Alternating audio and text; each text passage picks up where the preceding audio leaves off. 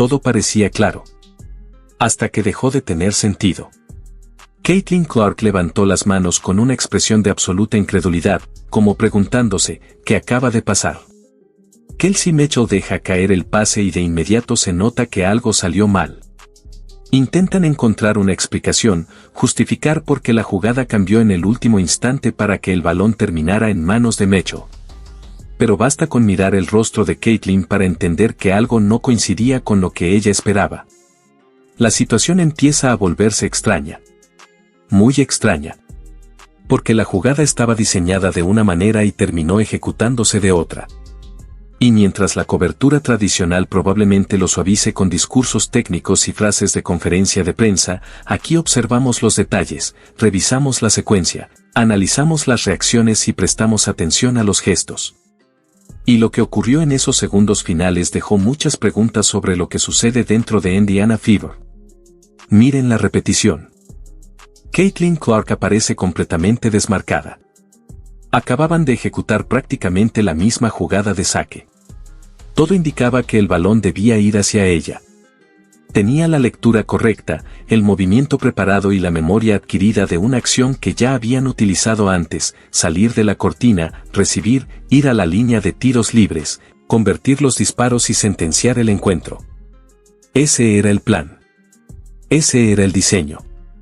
Eso era lo que todos en el pabellón parecían esperar. Sin embargo, la decisión cambió. Clark vuelve a levantar las manos, confundida.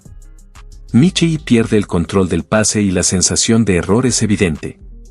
Y eso ocurrió en una de las posesiones más importantes del partido, con el reloj presionando y el resultado pendiendo de un hilo. Justo en ese instante decisivo, el cuerpo técnico optó por una alternativa distinta. Pero antes de hablar del resultado en la cancha, hay algo todavía más revelador: la reacción de Caitlin Clark. Observen su rostro en el momento exacto en que comprende que la jugada para la que estaba preparada no es la que se está ejecutando. Esa breve expresión de desconcierto, ese instante en el que intenta procesar lo que sucede, dice mucho más de lo que cualquier conferencia de prensa podría explicar. Porque no parece la reacción de alguien que esperaba ese cambio. Tampoco la de una jugadora completamente sincronizada con lo que acababa de ocurrir. Más bien transmite la imagen de una competidora lista para cumplir su función y obligada a adaptarse en cuestión de segundos a una situación diferente. Y esa diferencia es importante. No se trata solamente de frustración ni de una mala actitud. Es la reacción de un atleta de élite tratando de reajustar todo en tiempo real, intentando comprender un escenario que cambió cuando menos lo esperaba. En una fracción de segundo tuvo que recalcular, reorganizar sus decisiones y responder a una realidad completamente distinta. Y precisamente por eso, aquella expresión terminó convirtiéndose en uno de los momentos más comentados de todo el partido. Y aquí es donde realmente tienen que poner atención, porque esta historia adquiere otra dimensión. Caitlin Clark estaba completamente sola. Voy a repetirlo porque ese detalle cambia por completo la conversación. Caitlin Clark estaba totalmente desmarcada. La jugada fue modificada para involucrar a Kelsey Mitchell y, en medio de ese cambio, la jugadora más peligrosa ofensivamente de Indiana Fever quedó libre, sin marca, disponible y lista para recibir el balón. Sin embargo, el pase fue hacia otro lado. El balón terminó en manos de Kelsey Mitchell. La pelota rebotó en su pierna. Chicago recuperó la posesión. Chicago aprovechó esa oportunidad. Chicago empató el partido. Y aquí es donde muchos intentan vender una versión distinta de los hechos.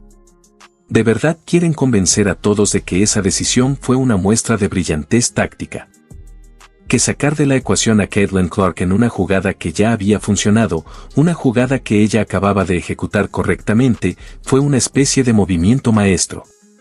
Que debemos asentir mientras nos explican que una estrategia que terminó en pérdida de balón, empate y tiempo extra era una genialidad digna de aplausos.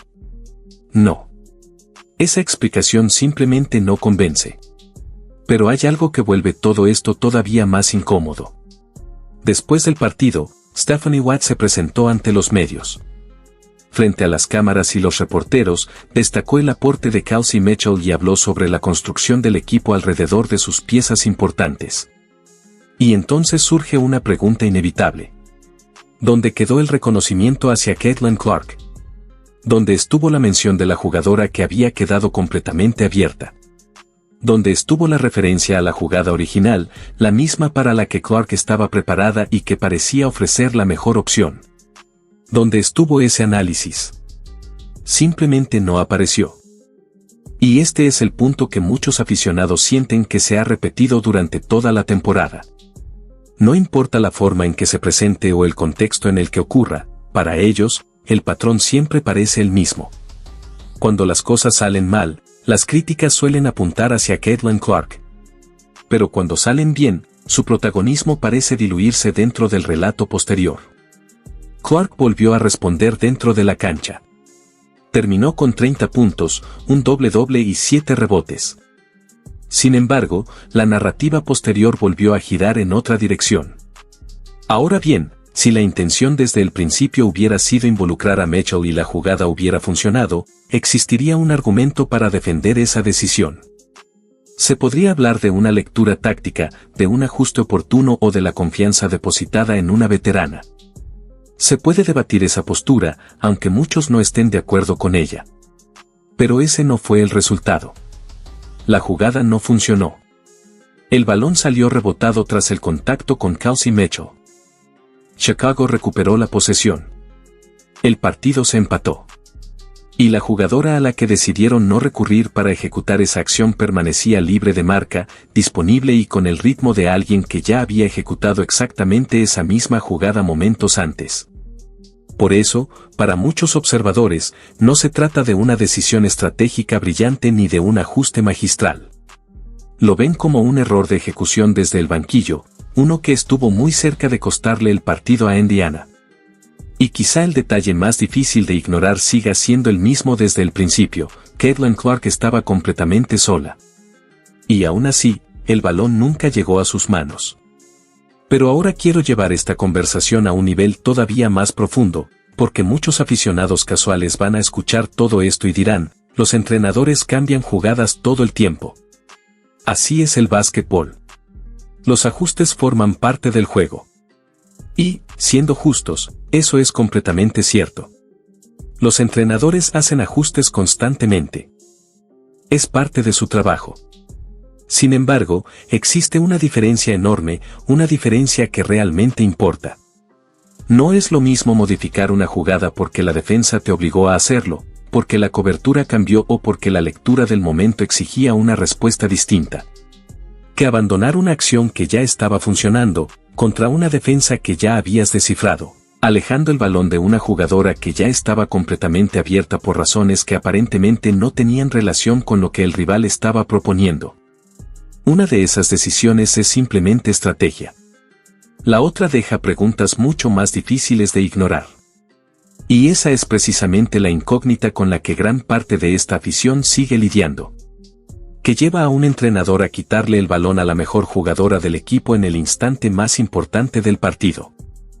Que explica que, después del encuentro, el reconocimiento recaiga sobre otra jugadora cuando la acción que terminó enviando el partido al tiempo extra ocurrió exactamente como todos la vimos. No voy a responder esa pregunta por ustedes. Cada quien tendrá derecho a sacar sus propias conclusiones. Pero sí quiero que sientan el peso de esa incomodidad. Porque quienes normalmente deberían plantear estos cuestionamientos públicamente parecen más interesados en redactar resúmenes superficiales, repartir reconocimientos y actuar como si absolutamente todo estuviera bien dentro de Indiana. Y la realidad es que hay señales que mantienen vivo el debate. Están en la última posesión. Están en la jugada modificada. Están en una Caitlin Clark completamente desmarcada que nunca recibió el balón. Están en la pérdida que vino después. Están en un tiempo extra que, para muchos, jamás debió existir. Y también están en esa conferencia posterior al partido, donde Kelsey Mitchell recibió los elogios mientras el nombre de Caitlin Clark apenas apareció en la conversación. Quiero que escuchen con atención esta parte, porque es importante diferenciar hechos de interpretaciones. El hecho es que Stephanie Watt envió a su equipo a ejecutar una acción distinta a la que muchos esperaban ver en ese momento. El hecho es que Clark parecía preparada para otra opción ofensiva. El hecho es que el resultado terminó favoreciendo a Chicago, que aprovechó la posesión para empatar el partido. Todo lo demás pertenece al terreno de la interpretación. Ahora imaginen lo que representa una situación así para una jugadora del calibre de Caitlin Clark. Una atleta que ha demostrado una y otra vez que quiere asumir la responsabilidad cuando el partido está en juego. Una jugadora que llegó a ese momento preparada, lista y disponible. ¿Qué impacto tiene eso en la confianza hacia el cuerpo técnico?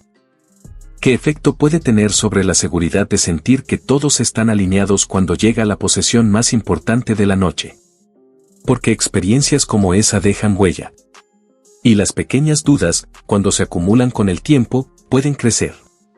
Lo que estamos viendo en Indiana genera conversaciones que muchos prefieren evitar.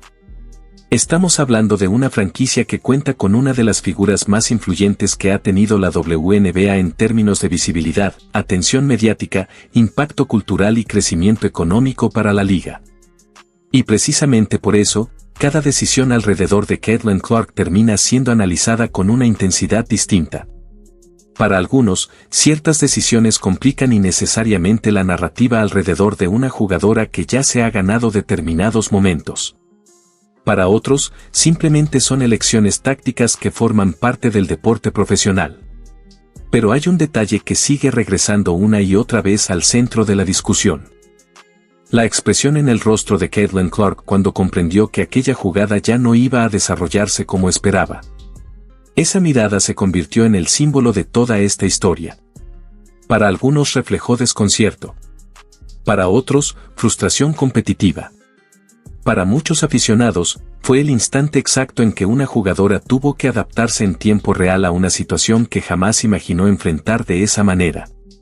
Y quizá por eso ese momento continúa generando tantas reacciones. Porque más allá de estadísticas, conferencias de prensa o explicaciones posteriores, todos vieron la misma imagen. Y desde entonces, cada persona intenta descifrar qué fue exactamente lo que esa mirada quiso decir. Esa mirada lo dice todo. Muestra a Caitlin Clark dándose cuenta en tiempo real de que el plan fue cambiado sin ella en el momento más crítico del partido. Ella se mantiene compuesta, sigue jugando, pero el video deja claro, estaba libre, lista, y no formó parte de la decisión final. La jugada cambia, el pase va hacia otro lado, se pierde el balón y Chicago empata el partido. Después de eso, el enfoque en la conferencia de prensa se desvía de ella, y eso es lo que alimenta el debate. Clark no se queja ni reacciona públicamente, simplemente sigue adelante con profesionalismo. Pero el silencio no borra lo que pasó en la cancha, y la pregunta de por qué se tomó esa decisión sigue presente.